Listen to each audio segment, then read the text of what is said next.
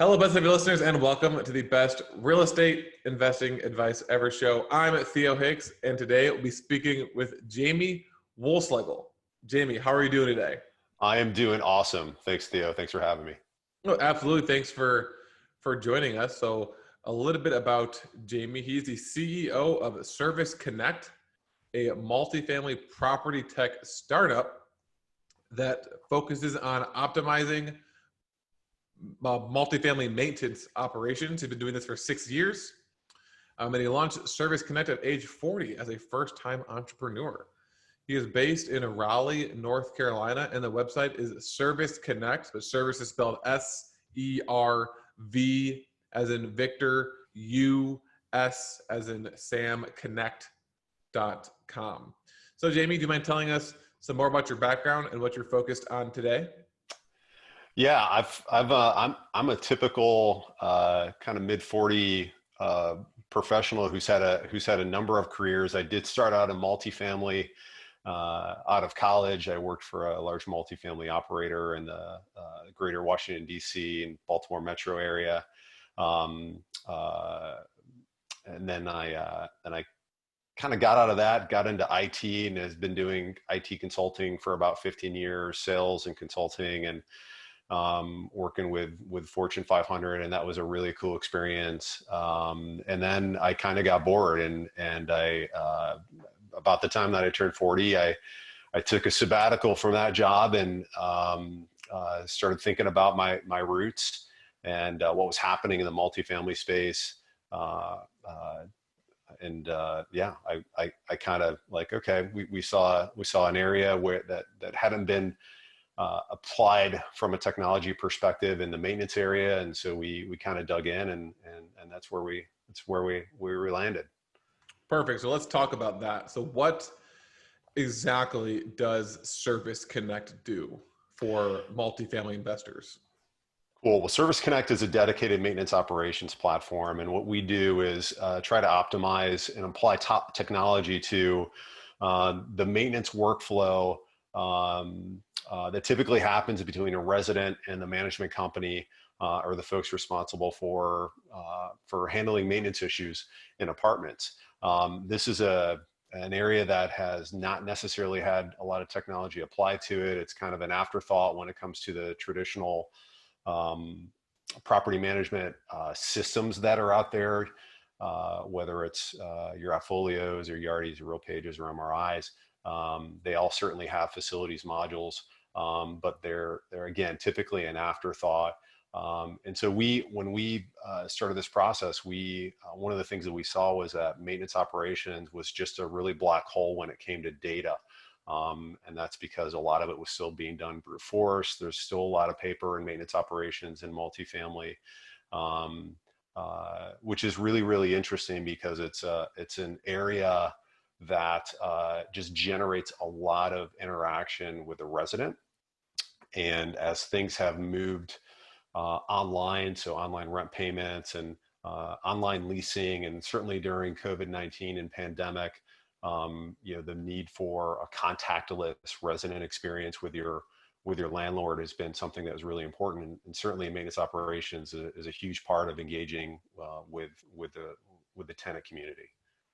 From the resident's perspective, if my management company, my owner is using ServusConnect and my my toilet's clogged, what's what happens? What's the difference between me calling some guy and saying, hey, can you come fix this? What happens instead? Yeah, so typically a lot of management companies and certainly probably a lot of your investors who are also operators have ways for residents to put in service requests, either online forms that they call the office, or they have a resident portal. Maybe they're running an AppFolio that has a resident app, so the resident will log in and we'll put their service request in. From there, that's where the brute force starts, and that's where we have kind of found our niche is providing kind of that back office between the time that the resident calls in and it hits a system to the time that the technician responds to it, digitally documents their work, and then that digital documentation gets recorded against the unit record and against that asset.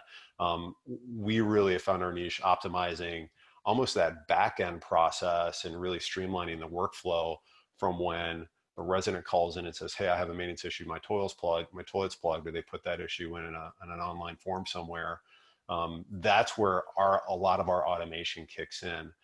So it has required us to really open up APIs and figure out how to digitally connect those online resident forms and those those property management softwares to our system. But really where we shine is streamlining the back end, and which really makes a big difference when it comes to taking a lot of time out of the response time for maintenance operations to handle a resident issue.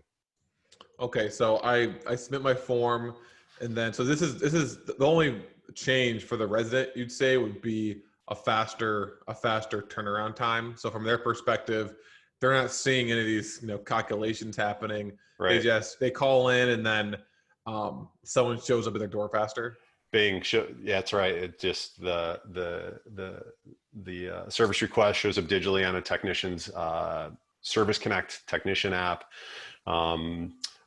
We have the points where we do touch the residents a lot is through our resident notification system. So we have automated resident notifications via SMS that go out, and we'll alert the resident, "Hey, we've got your request. We're adding it to our queue." Or when the technician gets ready to start the work, they'll get a SMS that says, "Hey, we're so-and-so is going to be showing up at your apartment soon." And then when they're done, when the technician's done and they complete the work order, our system does send a survey to the resident. So we do have a lot of resident touch after that initial call in or after that initial submission on the website that, "Hey, I have a maintenance issue." So really, if we can keep an open line of communication with a resident and just brief them on what's happening with their service request, because that's the big problem is they put a request in online and then it's a black hole and they don't know what's going to happen until somebody knocks on their door. Oh yeah, 100%. Is it email or is it text notification? Is it everything? It's both. It's text and SMS. SMS is nice. An email. So the SMS is the killer medium. Mm-hmm. I think the statistics are 95% of all SMS messages are read. You may not necessarily respond to them, but you pretty much read every one. And in election season, now we're all starting to get election SMSs as well. You read them and then you delete them, but it's a great notification medium. It doesn't require residents to download, some app that they may only use for a year while they're living in that apartment. So SMS is the killer notification medium. And then from there, it's kind of like the airlines, we take them into a unique mobile responsive, browser-based on their mobile device web experience so that they can see their service requests and add any comments, et cetera, get status details. Do you have like a stat that says before someone used our service, their response time was X, and then after the response time was Y? Yeah, I mean, usually we're seeing a 2x improvement in we call it service cycle time. So that's a major metric that we track in our system is just the time that it takes from when a resident submits a service request to when the technician completes it. That'll typically improve 2x. The thing that I think that's interesting that we've also started to see is that most operators manage for the things that slip through the cracks. They're not managing to the things that they're doing really well. And so one of the things that was surprising to us is that a lot of operators actually do a really good job responding and having short cycle times on a percentage of all of their service requests, but they don't ever manage to that because they don't actually have that statistics easily available to them. Yeah. What they're managing to are the things like, "Hey, these service requests have been open for 5 days. Where are they?" And then it's a process to obviously try to figure out what's happening on that service request. But so when we get involved, we tend to have a lot of data that they haven't previously been privy to. And so now they can show where they see their faults are and show them their improvements. We can also show where they're actually doing really well. And those become key metrics on performance as they move out. Well, that's kind of my next question, which is, so from the property management or the owner's perspective, do they have their own portal too, where they can pull reports? The reason I'm asking this is because I remember when I had a third party management company, it was really annoying when I got a report and it just said $500 maintenance. Like I didn't know what it was. I didn't know how Right. many maintenance issues it was. I was just like, okay, well, I guess something happened that month, and I got to call them and ask them what it was, and then they got to find someone to the maintenance guy to figure out exactly what it was. So Yep. from my perspective as a landlord or as a property management company, what type of reporting do I have access to? Yeah, so there's kind of two levels of reporting. There's the what's happening now reporting, like what's in the queue, what are folks working on, what's the status of these open service requests, have they been responded to, have these guys uploaded photos and videos and comments of what's been going on. So that's kind of the current state of operations, which is very much front and center in our platform and our manager's dashboard. And then there's the, hey, how are we doing? And how do we do last month? How do we do last week? How are we trending over time? How do we do this year compared to last year? And beginning of 2019, we actually implemented a business analytics and business intelligence back into our system that allowed us to provide our owner operators and investors and all the folks who are interested in that type of data, more the analytical data of, hey, how is this particular property or how is this particular service tech or this team or this region performing over time? How are their service cycle times ebbed and flowed, and then compare that with the resident feedback, the survey data that we get in as well. And you can definitely start to see patterns there. So that has become a pretty important part for our clients of how they manage health of their maintenance operations teams and frankly, how folks are doing and just general health and wellness of their operations. So yeah, for sure. What's the portfolio size of your average client? Like if I have a duplex, is something I'm going to be able to use and afford, or is this for kind of the bigger guys? Yeah, our target market, just kind of based on our model, our go-to-market model has been kind of anybody over 500 to 1,000 units under management has been a sweet spot. And as you get into 5 and 10,000 units and beyond that, we certainly have some very large customers who manage into the tens of thousands of units. We typically price our product on a per unit per month basis, not necessarily by number of service requests or not necessarily by number of users accessing the system. So it's typically units under management. So we do have some small customers who get a lot of value out of our system. But sometimes it gets a little pricey as the portfolio, just based on the model, the portfolio is very small.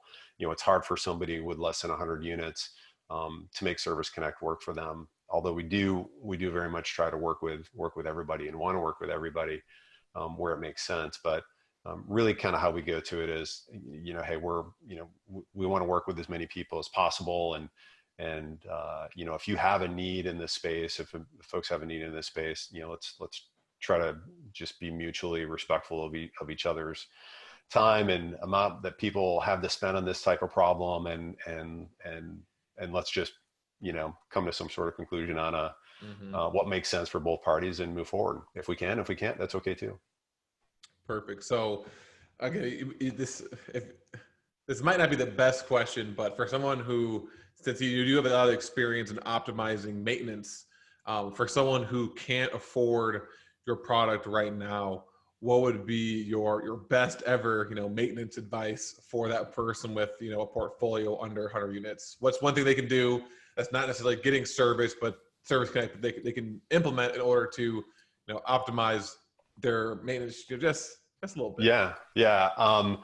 So first things, try to get organized with just your digital approach. Digital documentation is a big deal these days, and just being able to have a uniform way to connect, a single channel, if you will, to connect with your maintenance teams, keep track of what they're doing on a daily basis, and get digital updates from them on the work that they completed.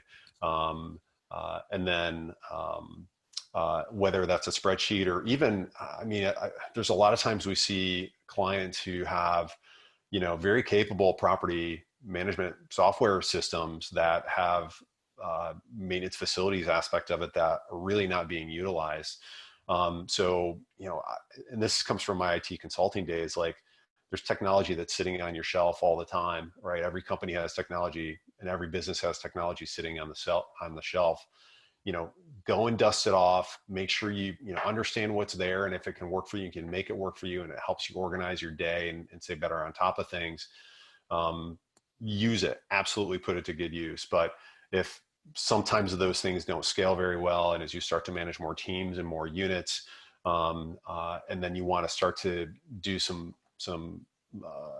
more intricate things with resident engagement, then certainly, platforms like us are a good place to start. And, we'll talk to anybody, and I'm happy to give anybody advice on this topic, even if ServusConnect isn't a good fit for them.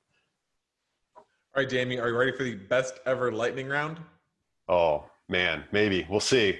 Right, let's go. This. Let's do it. Okay, Jamie, what is the best ever book you've recently read? I am, oh gosh, I haven't read anything probably in the past 2 years. And so I'll tell a little bit differently then. What sort of like online resource do you read? Do you use? Do you stay up to date with? In order to stay up to date with, I'm a news junkie. So easily Drudge Report, my number one go-to. If your business were to collapse today, what would you do next? I would start a YouTube site for mountain biking and home improvement ventures. Yep. You should do that anyways. All right. I should do that. I want to do that anyways. Someday I'll do that. You just put a GoPro on your head while you're mountain biking, and just like give advice over it. I'm a huge project guy. Projects around the house, building mountain bike trails in the backyard, going and hitting jumps. That's what I want to do. What is the best ever way you like to give back? I am I'm big into praise and worship music. So I love to sing and play. I play guitar and I sing, and I love to do praise and worship music. So leading worship or being part of a worship team at church is a way that I like to give back. And then lastly, what is the best ever place to reach you? LinkedIn's a good spot. I may not always respond right away, but LinkedIn's probably the one universal spot where folks can hit me up. Okay. And that's Jamie. And then your last name is Wohlschlegel. So, that's how you can look him up on LinkedIn. All right, Jamie, I really appreciate coming on the show and talking about your company, ServusConnect. I kind of mentioned this, but yeah, maintenance is definitely a major area of headache, even for smaller landlords. So we walk through how your company is able to optimize the maintenance operations, both from on the residents side, where they'll get their maintenance requests fulfilled sooner, as well as know what's actually going on. Yeah. As opposed to calling someone and it's important to mention, Theo, that maintenance is everybody does maintenance differently, right? Every company, every landlord, every investor, every operator does maintenance a little bit differently, and that is the challenging part about it. And I think that's what's kind of made it difficult for companies like us to provide a uniform approach to it. But if you think about, sometimes do you want the technology to adapt to you, or do you want or can you adapt to the technology? Man, we spend a lot of time thinking about this problem. I know certainly a lot of other folks do too. So if you're a small operator, man, it might be a good idea to adapt to the technology that's out there such that you can get some uniformity in your operations. And that's a really, really important point. Exactly. So Jamie, again, I really appreciate you coming on the show. Enjoy talking to you. Best of listeners. As always, Thank you for tuning in and listening. Have a best ever day, and we'll talk to you tomorrow.